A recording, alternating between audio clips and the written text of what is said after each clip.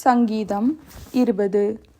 ஆபத்து நாளிலே கர்த்தர் உமது ஜெபத்தை கேட்பாராக. யாக்கோபின் தேவனுடைய நாமம் உமக்கு உயர்ந்த அடைக்கலமாவதாக. அவர் பரிசுத்த ஸ்தலத்திலிருந்து உமக்கு ஒத்தாசை அனுப்பி சீயோனிலிருந்து உம்மை ஆசீர்வதிப்பாராக. நீர் செலுத்தும் காணிக்கைகளை எல்லாம் அவர் நினைத்து உமது சர்வாங்க தகன பலியை பிரியமாய் ஏற்றுக்கொள்வாராக. அவர் உமது மன விருப்பத்தின்படி உமக்கு தந்தருளி உமது ஆலோசனைகளை எல்லாம் நிறைவேற்றுவாராக.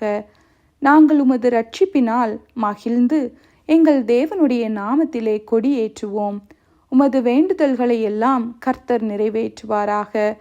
கர்த்தர் தாம் அபிஷேகம் பண்ணினவரை இரட்சிக்கிறார் என்பதை இப்பொழுது அறிந்திருக்கிறேன். தமது வலது கரம் செய்யும் இரட்சிப்பின் வல்லமைகளை காண்பித்து தமது பரிசுத்த வானத்திலிருந்து அவருடைய ஜெபத்தை கேட்பார். சிலர் ரதங்களை குறித்தும் சிலர் குதிரைகளை குறித்தும் மேன்மை பாராட்டுகிறார்கள்.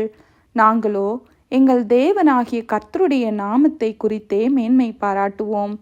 அவர்கள் முறிந்து விழுந்தார்கள், நாங்களோ எழுந்து நிமிர்ந்து நிற்கிறோம். கர்த்தாவே இரட்சியும்.